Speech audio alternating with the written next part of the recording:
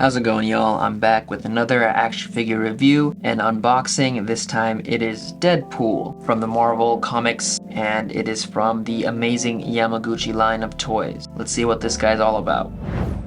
Alright, so here's Deadpool in its original packaging. The composition of the box art is very similar to the Arkham Knight box art in the last video. There's some high quality images of Deadpool on the left hand side. And then you can see that this is the second version of the figure by Amazing Yamaguchi. On the bottom it says Deadpool version 2. In the right hand corner you see the iconic Deadpool logo, as well as Deadpool's real name, Wade Wilson, hidden behind the logo. On the side you have some more art with different colorations, and if you look closely you can see what looks like a mini Deadpool falling in the back. Turning to the back, there's a lot going on here. It's a very chaotic look which is representative of Deadpool's psyche. The art also has a comic style theme with how the text is designed. The onomatopoeia is littered everywhere, as well as the framing of all the different poses you can put the figure into. On the other side, we have a flying pose of Deadpool saying a very classic Deadpool type line. "Oh, I gotta go to the bathroom. Bad."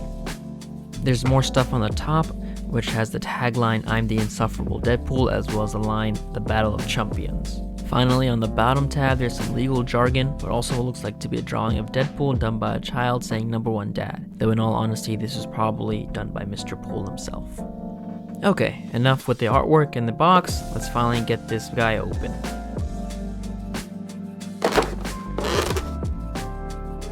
Just kidding, there's still some more quotables even within the box. Here we have Deadpool saying, "Do be continued, dorks." Then further on, "After I waste you, I'm gonna go get some sushi." Same, honestly. And then, "Goody," waiter Deadpool.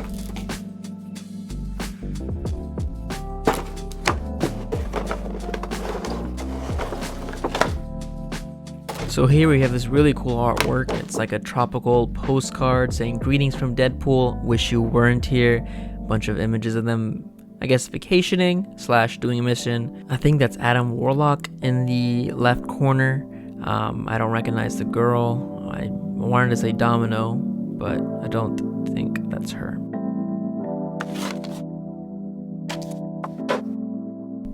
Okay, so let's look at what we got here.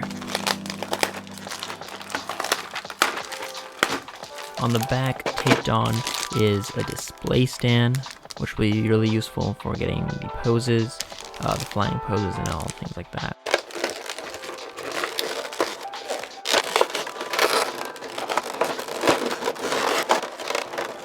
Here's the actual figure, along with some hand parts, different face parts, and bigger weapons like the guns and swords. And then of course we have some instructions. It's just a small little piece of paper showing how to change the different hands and faces, as well as put on the weapons. Okay, time to see how good this figure is. So I'm just gonna check all the different points of articulation, see what he can do. His belt is a bit movable there. He can move his neck around, up and down, side to side.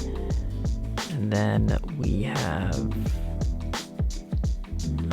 his shoulders are pretty movable, really big ball joint there.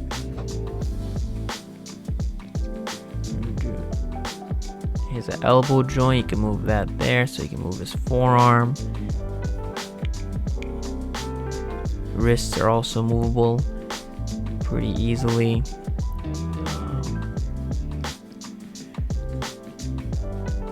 Yep, he has an ab crunch right there at the torso, nice. Pelvis joints there, as well as the knees.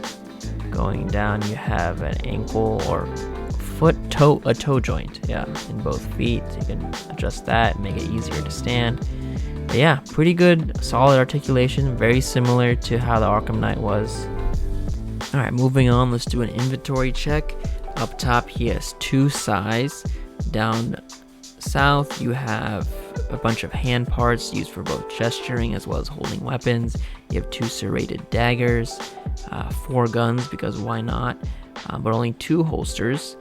And then you have 2 katanas and 2 respective sheaths that I believe are supposed to come together to make a cross. And then up top you have different head parts, from a serious face, hard eyes, and then a surprised face.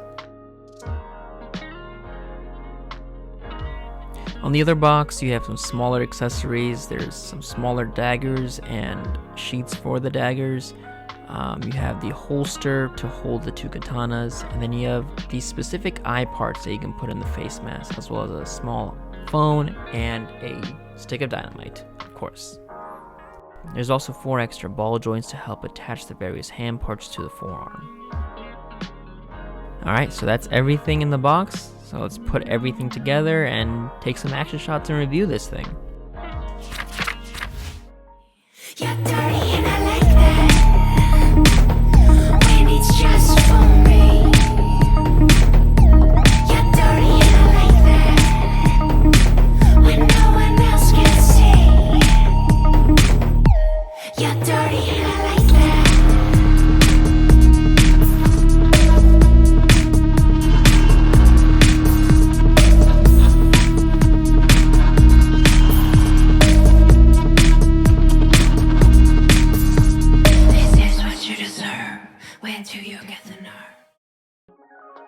Okay, I hope you all enjoyed that little montage. With that out of the way, let me give you guys my final remarks. Overall, Deadpool looks great. Yamaguchi did an amazing job, pun intended, in sculpting the figure. The boy looks thick as all hell. The details on his suit, his muscles, and his veins really make him stand out. All the tiny accessories he has on him, like the assortment of pockets, holsters, and compartments, give it a nice touch of realism. He's a mercenary. He definitely needs a variety of tools and somewhere to put them. The combat boots, shin guards, and arm guards also accent his mercenary persona. Another feature I liked in this figure is the variety in the accessories and customizable body parts. A lot of the features, such as a stick of dynamite, the cell phone, and the hard eyes, really play into Deadpool's character and make this figure unique. I also appreciated all the included weapons. They could have just included his 2 signature katanas, but they also gave him 2 knives, 2 daggers, and 4 guns. Talk about overkill. Once again, pun intended. But this leads me to my first problem with the figure. Putting the weapons on and keeping them on is difficult. Because of the placement of the gun holsters, for example, it's very easy to knock them off their peg hole when rotating or moving the arms and legs of the figure. Furthermore, just like with the Arkham Knight, changing the hand parts is so stressful due to how small the wrist ball joints are. It's very easy to either break them or just fly off toward a corner in the room, which is probably why they gave you extra wrist joints, just for this issue. But the biggest atrocity is the dual katana backpack system. The first issue is that the katanas have a very, very loose fit into their respective sheaths. A little bit of gravity will cause them to fall right out. Second issue is that the only way to keep them in the cross formation is to just turn the katanas towards each other and use friction to keep them in place. That unfortunately causes the front katana sheath to be slowly pushed out of its peg hole. They should have made that sheath protrusion goes a bit longer into the peg hole so that there will be a more snug fit when it's in a cross formation. But it just keeps falling out if you move it, if you touch it just a little bit. But all in all, Deadpool, once assembled and posed, will look great on anyone's shelf. However, getting Deadpool properly outfitted and posed can be a very aggravating problem, and that's an issue that seems to be very common in Yamaguchi figures. Alright everyone, that's it for this unboxing and review. If you enjoyed the video, be sure to like, share, and subscribe. I'll see y'all later.